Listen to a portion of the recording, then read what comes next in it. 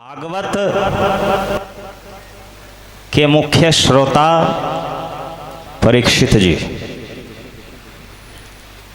और मुख्य वक्ता श्री सुखदेव जी। तो सुखदेव जी वही कह रहे हैं जो उन्होंने अनुभव किया है, प्रैक्टिकल बात कर रहे हैं, कोई सुनी सुनाई नहीं कर रहे हैं। इसलिए सुखदेव जी का दृष्टांत दिया गया, ये इस बात का प्रमाण है कि भागवत का जो प्रयोजन तत्व है वो कृष्ण प्रेम है। क्योंकि सुखदेव जी ने भागवत के माध्यम से कृष्ण प्रेम प्राप्त किया और उस कृष्ण प्रेम में इतना आनंद, अपूर्व आनंद मिला कि जीवन मुक्ति के बाद भी उनको जो आनंद मिल रहा था ज्ञान मार्ग में, वो फीका पड़ गया। और रही बात कर्म मार्ग की, वो तो ज्ञान मार्ग से भी नीचे रह गया। तो कर्म मार्ग, ज्ञान मार्ग, ध्यान मार्ग, ये सब पिछले पीछे छूट गए। भक्ति मार्ग का प्रतिपादन किया भागवत ने,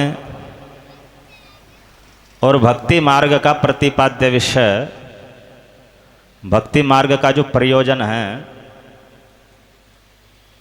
साध्य विषय है, प्राप्तव्य विषय है, वो न भुक्ति को माना, न सिद्धि को माना और न ही मुक्ति को माना।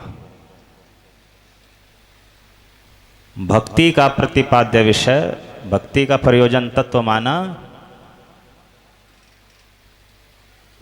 कृष्ण प्रेम को। तो कृष्ण प्रेम मोक्ष से भी ऊपर है।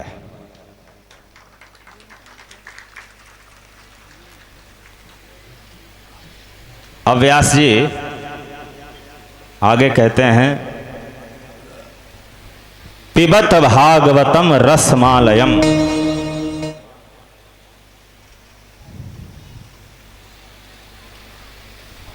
पिबत भागवतम रसमालयम मुहुरहो रसिका भुवि भावुकः। भुवि भुवि पृथ्वी, रसिका रस तत्ववेत्ता, कृष्ण भक्ति रस तत्ववेत्ता, कृष्ण भक्ति रस को जो तत्व से जानने वाले हैं।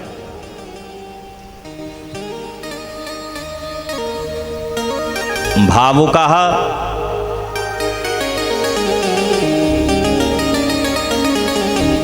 भाव भक्ति को, साधन भक्ति से ऊपर होती है भाव भक्ति।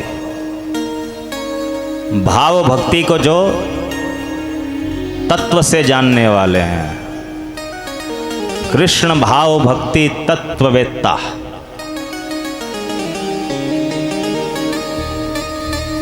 भुवि रसिका भावुकः। हे पृथ्वी के रसिकों, हे पृथ्वी के भावुकों। अब भावुका का मतलब यहां पर हिंदी वाले भावुक नहीं है, इमोशनल नेचर वाला। भाव भक्ति मतलब साध्य भक्ति। भक्ति तीन प्रकार की होती है, तीन अवस्थाएं होती है भक्ति की। पहली अवस्था का नाम है साधन भक्ति, दूसरी अवस्था का नाम है भाव भक्ति, तीसरी अवस्था का नाम है प्रेम भक्ति अर्थात कृष्ण प्रेम। तो जो साधन भक्ति है, इसमें परिश्रम प्रयास विशेष रहता है। साधन भक्ति में परिश्रम करना पड़ता है, प्रयास अधिक करना पड़ता है। हरि नाम जपते जपते ये मुंह के जबड़े दुखने लगते हैं।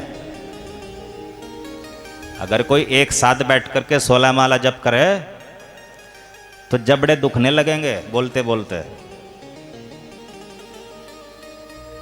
तो भी आनंद नहीं मिलता। क्यों? क्योंकि वो साधन भक्ति है। तो साधन भक्ति के द्वारा जब धीरे धीरे धीरे धीरे धीरे अंतःकरण की शुद्धि हो जाएगी, चेतो दर्पण मार्जन हो जाएगा, मन शुद्ध हो जाएगा, पवित्र हो जाएगा, पाप विकार नष्ट हो जाएंगे, जिसमें एक जीवन भी लग सकता है, अनेक जीवन भी लग सकते हैं। तो फिर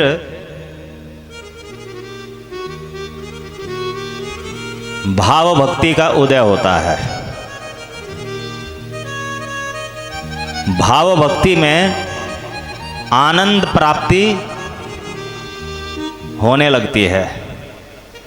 और वो कैसा आनंद होता है कि उसके मामूली से भी अनुभव से संसार से विरक्ति हो जाती है, संसार से वैराग्य हो जाता है, सांसारिक सुख सुविधाओं में उसका मन नहीं रमता। तो कृष्ण प्रेम का जरा भी आनंद मिल गया ना, भाव भक्ति का, तो वैराग आ जाएगा। और फिर जब वो भाव भक्ति पहुंचेगी तीसरी अवस्था में, प्रेम भक्ति में, तो फिर वो लोक बाह्य हो जाएगा। लोक बाह्य होने का अर्थ है कि उसका संकोच, उसकी लोक लज्जा, वो सब जाती रहेगी। और वो केवल कीर्तन में ही नहीं, अपने घर में भी इधर उधर भी नाचता कूदता फिरेगा। मेरे तो गिरधर गोपाल दूसरो न कोई, जाके सिर मोर मुकुट मेरो स्वामी सोई।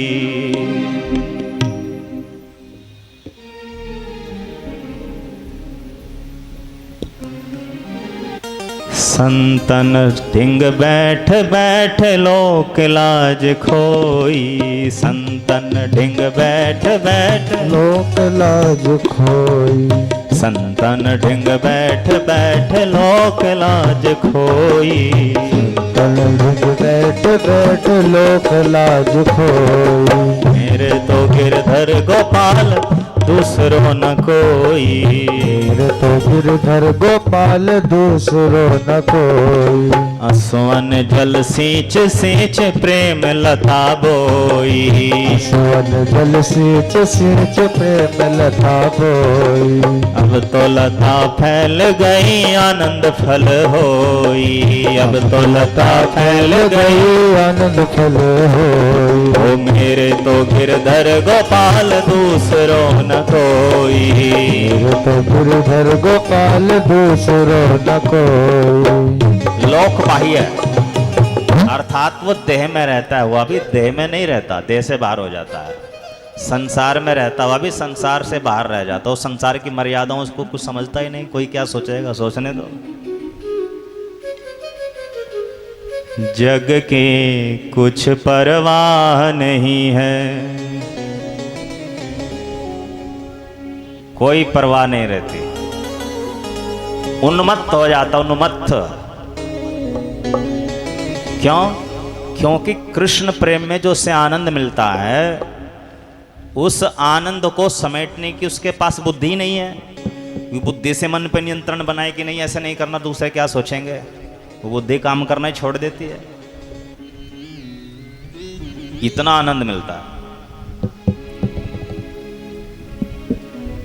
अब कुछ महानुभाव ऐसे हैं, वो कहते हैं प्रेम भक्ति ज्यादा श्रेष्ठ, हम तो वही करेंगे। वह कैसे कर लोगे भाई? प्रेम भक्ति कोई जमीन की भक्ति थोड़ा ही है, भूमि पर होने वाली, वो तो आकाश में होने वाली भक्ति है।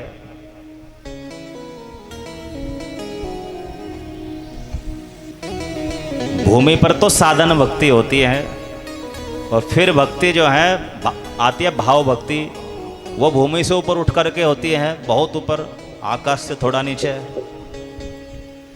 और प्रेम भक्ति होती है आकाश में जाकर के। तो जो संसार के भोग विलास में रमा हुआ है, सुख सुविधाओं में रमा हुआ है, वो प्रेम भक्ति कैसे कर लेगा भाई? आजकल बहुत से लोग प्रेमा भक्ति की रट तो लगाते, पता है नहीं वो होती कैसे है। वो की नहीं जाती, वो एक अवस्था है, प्राप्त हो जाती है। किंतु उस तक पहुंचने का एक ही मार्ग है, साधन भक्ति। साधन भक्ति के द्वारा भाव भक्ति तक पहुंचना होगा और भाव भक्ति के द्वारा प्रेम भक्ति तक पहुंचना होगा। तो जो प्रेम भक्ति है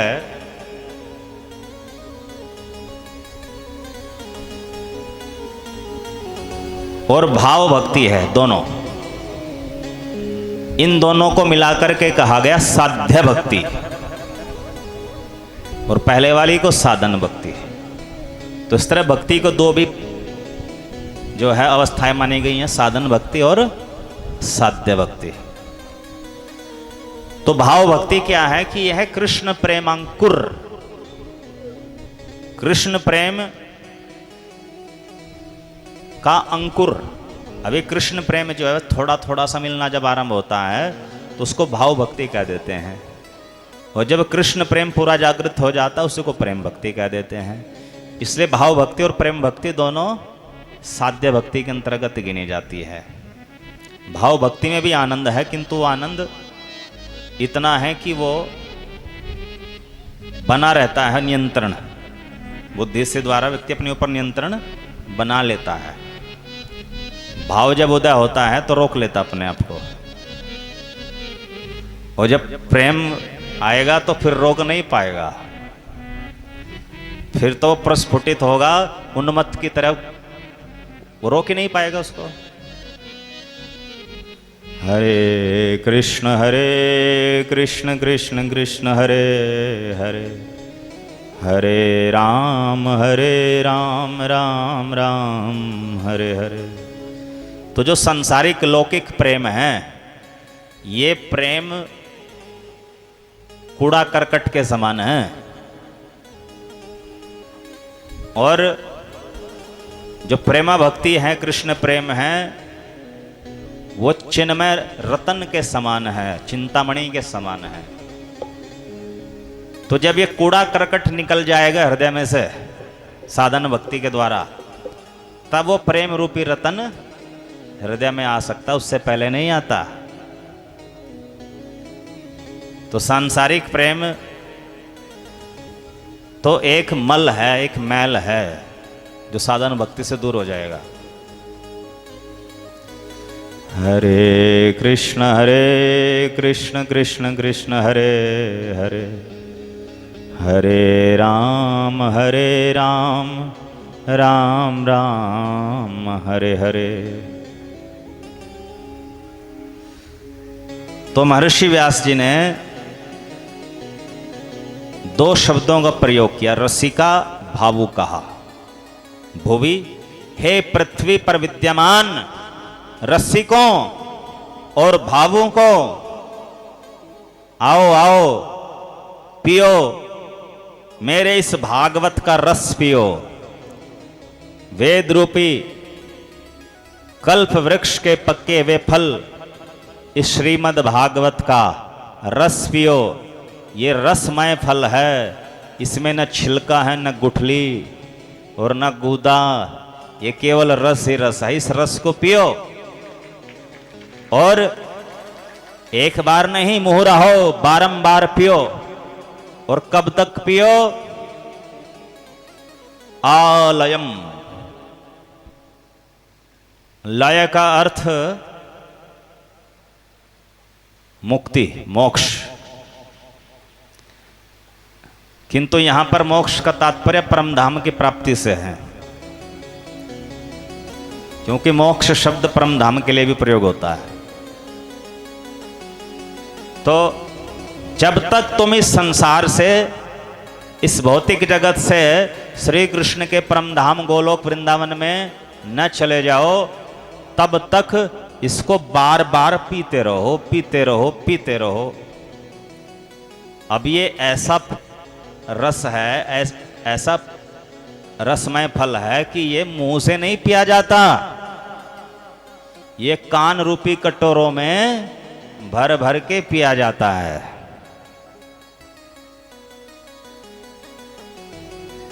पिबत भागवतम रसमालयम मुहुरहो रसिका भुवि भावुकः। अब महर्षि व्यास जी ने जिनका आह्वान किया है वे तो इस धरती पर रेयरेस्ट पर्सन होते हैं, सुदुर्लभ व्यक्ति होते हैं। क्योंकि किसका आह्वान किया? रसिका, रसिकों का आह्वान किया। अब रसिक कौन है? जिनको कृष्ण भक्ति रस की प्राप्ति हो गई, अथवा जिनको कृष्ण भक्ति रस का तत्व ज्ञान हो गया। हरे कृष्ण कृष्ण कृष्ण हरे हरे, हरे राम राम राम हरे हरे। अब जिनको कृष्ण भक्ति रस तत्व का ज्ञान हो गया वो भी रेयरेस्ट पर्सन है, सुदुर्लभ व्यक्ति हैं। और जिनको कृष्ण भक्ति रस की अनुभूति हो गई, उपलब्धि हो गई, वो तो और भी अधिक हो गए, सुदुर्लभ। तो उनका आह्वान किया रसिकों का। और दूसरा भावुकः अर्थात साध्य भक्ति वालों का किया, भाव भक्ति वाले और प्रेम भक्ति वालों का आह्वान किया। अब ये भाव भक्ति प्रेम भक्ति कोई एक जीवन में तो मिलती नहीं। किसी को भक्ति करके कोई सोचे कि 10-15 साल नाम जप कर लेंगे और हमें मिल जाएगा आराम से, इसमें तो जन्म जन्मांतर लग सकते हैं। तो कृष्ण प्रेमी भक्त तो सुदुर्लभ है, हो तो लोक बाह्य होंगे। तो प्रेमी भक्तों का आह्वान किया, रसिक भक्तों का आह्वान किया, साधक भक्तों को तो आह्वान किया ही नहीं। और हम सब तो साधक भक्त हैं, सब नहीं, थोड़े बहुत, कुछ तो साधक भक्त भी नहीं, सामान्य श्रोता हैं। हरे कृष्ण कृष्ण कृष्ण हरे हरे, हरे राम राम राम हरे हरे। तो ध्यान दीजिए, साधक भक्तों का जो साधन भक्ति करने वाले हैं, साधक भक्त, भाव भक्ति करने वाले भाव भक्त, और प्रेम भक्ति करने वाले प्रेमी भक्त। तो पहले वाले जो धरती पर रहते हैं ग्राउंड स्टेट पर, तो ये इनका तो आह्वान ही नहीं किया भागवत के लिए कि आओ भागवत का रस पियो। क्यों नहीं किया? क्योंकि भागवत के रस की उनको अनुभूति हो ही नहीं सकती। अब रस शब्द है क्या है? अगर आप सभी ने साहित्य, हिंदी साहित्य, संस्कृत साहित्य पढ़ा हो इंटरमीडिएट लेवल पर या ग्रेजुएट लेवल पर, तो कुछ विषय होते थे छंद, रस, अलंकार।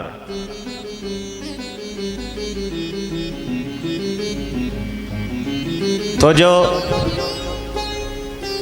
रस है उसके कई अवयव होते हैं। विभाव, अनुभाव, संचारी भाव।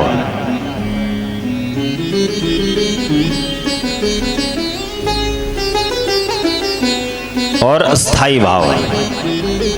स्थायी भाव, विभाव, अनुभाव, संचारी भाव, जब ये चार मिल जाते हैं तो रस की भी उत्पत्ति होती है साहित्य में। अब जो स्थाई भाव है, यहां पर जो रस है ये कोई लौकिक रस नहीं है। ये रस भी दो प्रकार के हो गए, लौकिक रस और एक चिन्मय रस, अलौकिक रस। तो अलौकिक रस भक्ति रस होता है और लौकिक रस सांसारिक रस होते हैं, जो साहित्य श्रवण से प्राप्त होते हैं।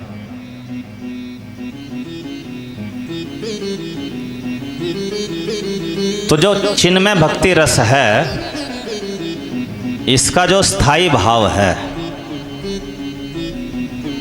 वो है कृष्ण प्रेम। क्या है? कृष्ण प्रेम। और कृष्ण प्रेम भी पहली अवस्था का, जिसे भाव कहते हैं या रति कहते हैं, रति। तो इसलिए यहां भाव की बात करी गई, रसिका भावु कहा। तो भावुकों को क्या प्राप्त होता है? कृष्ण रति, प्रेमांकुर अवस्था। तो ये प्रेमांकुर अवस्था है स्थाई भाव। फिर ये विभाव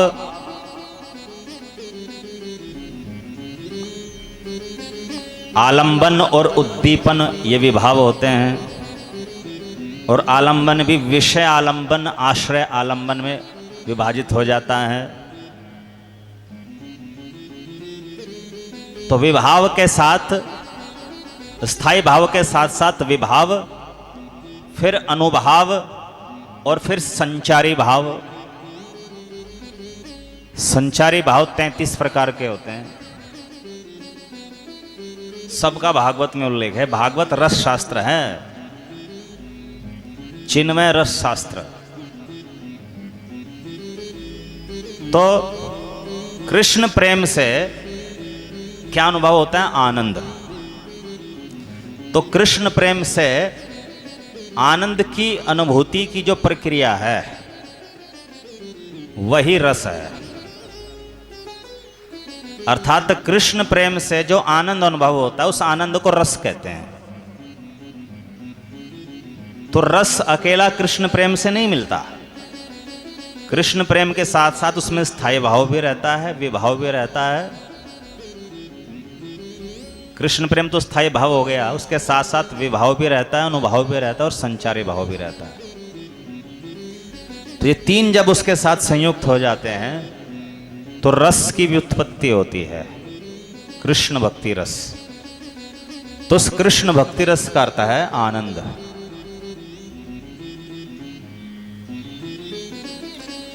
अब ये इतना दुर्बोध विषय है कि अगर मैं केवल भागवत के रस तत्व की व्याख्या करूं ना, तो यहां कथा में से लगभग 80% तो चले जाएंगे। 20% कुछ मजबूरी में बैठेंगे और जीबीपीएस के वक्त कि भाई संस्था के मेंबर है तो बैठना तो पड़ेगा ही। तो ऐसा है रस तत्व, तो उसकी मैं व्याख्या नहीं कर सकता यहां पर। हरे कृष्ण कृष्ण कृष्ण हरे हरे, हरे राम राम राम हरे हरे। तो कृष्ण रस को ऐसे समझिए कि दही में मिश्री मिलाई, काली मिर्च भी मिला दी, नमक भी मिला दिया, देशी कपूर भी मिला दिया और कुछ उसमें घी भी मिला दिया थोड़ा सा। तो इन सब चीज़ों से मिलकर के एक व्यंजन बनता, उसको बोलते हैं रसाला। ये बंगाल का प्रसिद्ध व्यंजन है रसाला। तो रसाला बड़ा स्वादिष्ट होता है। तो रसाला में स्थायी भाव क्या है? मिठास, मिश्री। तो मिश्री है रसाला का स्थायी भाव। तो रसाला को समझिए कृष्ण भक्ति रस और मिश्री को समझिए कृष्ण प्रेम।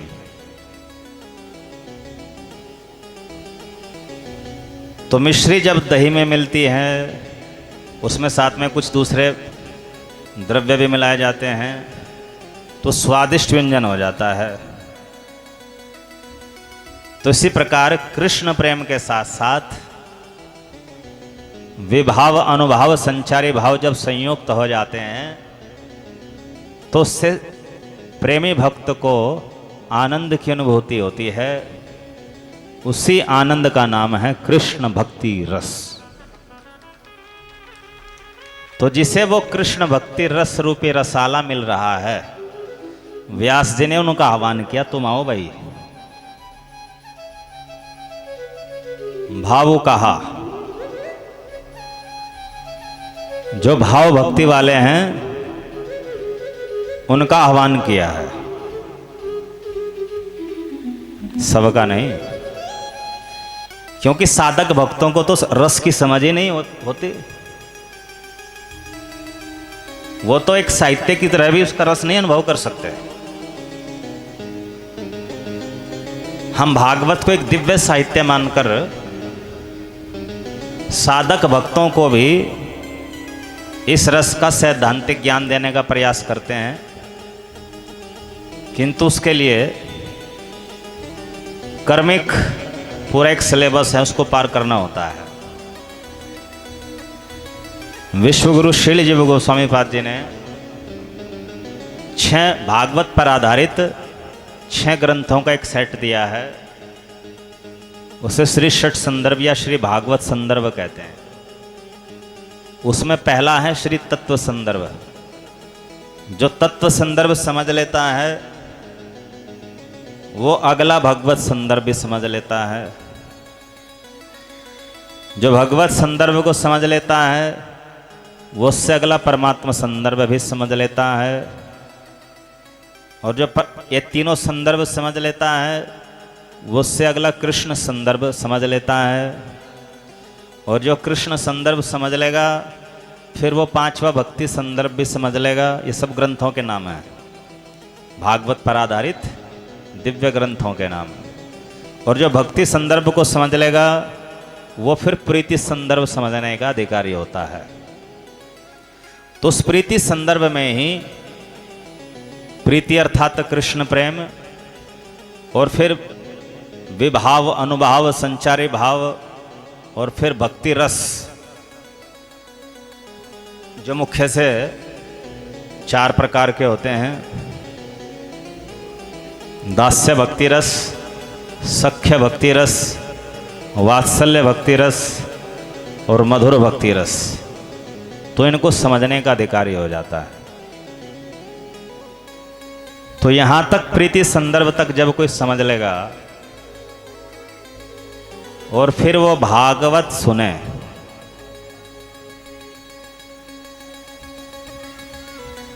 तो रस का आभास कर सकता है, रस का अनुमान लगा सकता है कि रस क्या होता है। जिस रस की बात महर्षि व्यास जी ने इस मंगलाचरण के 3रे श्लोक में करी,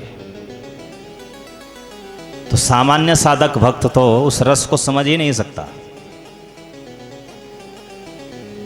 तो मैंने उसकी केवल प्रारंभिक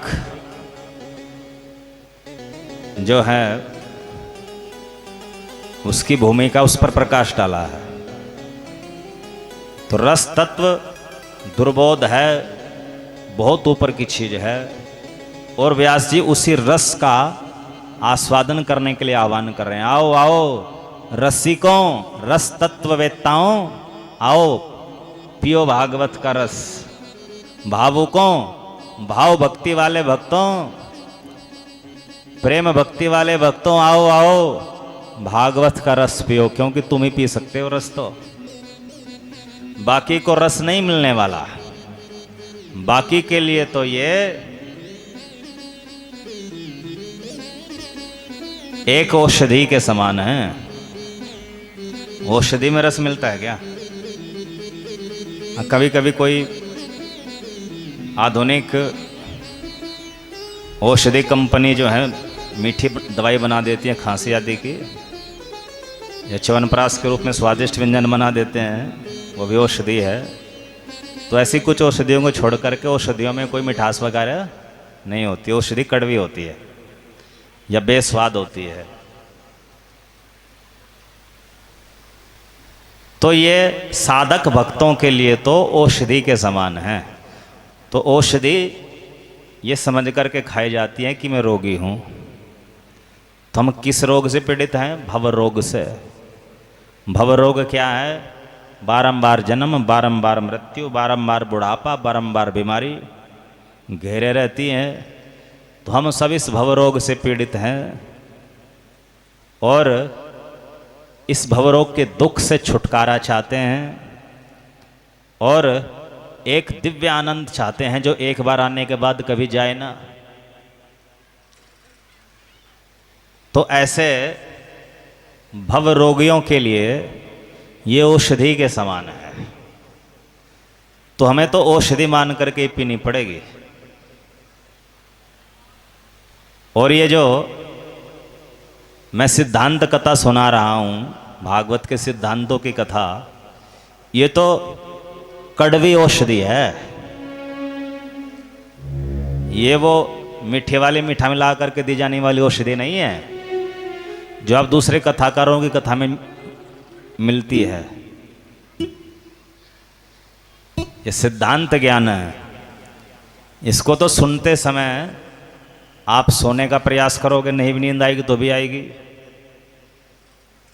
और कुछ तो इतने उब जाते हैं कि जाते जाते आयोजकों को कह करके जाते हैं कि ये भागवत सुना रहे हैं कुछ और, क्योंकि पता ही नहीं है कि भागवत में ये सब लिखा भी है। क्योंकि अधिकांश कथाकार महोदय तो कथाओं में से केवल जो अवतारों के चरित्र हैं वो सुनाते हैं, बस भक्तों के चरित्र, अवतारों के चरित्र वो सुनने में कहानी नुमा लगते हैं तो अच्छे लगते हैं। बीच बीच में थोड़ा चटक मटक भी हो जाता है, चुटकुले कुछ जो है भावपूर्ण प्रसंग भी जोड़ दिए जाते हैं, जिससे व्यक्ति घर में जो टेंशन थी, स्ट्रेस था, उससे रिलैक्स फील करता है, कहता बड़ा अच्छा लगा, बड़ा अच्छा लगा। और यहाँ तो आकर के बुद्धि पर जोर देना पड़ता है, तो स्ट्रेस फ्री महसूस नहीं करते। तो मैथमेटिक्स की तरह है, केमिस्ट्री की तरह है, अगर इधर उधर ध्यान चला गया तो पता नहीं लगेगा क्या सुना रहे थे। हरे कृष्ण कृष्ण कृष्ण हरे हरे, हरे राम राम राम हरे हरे।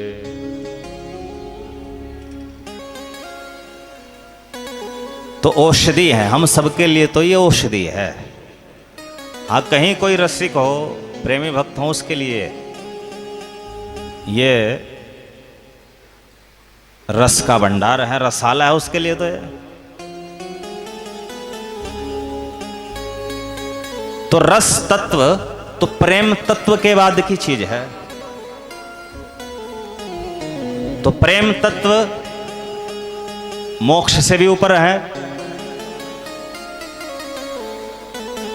तो इसका अर्थ हुआ कि इस श्लोक में प्रयोजन तत्व का निरूपण हुआ।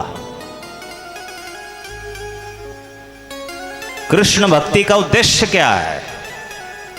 न तो भुक्ति सांसारिक सुख सुविधाएं, न सिद्धि, न ही मुक्ति।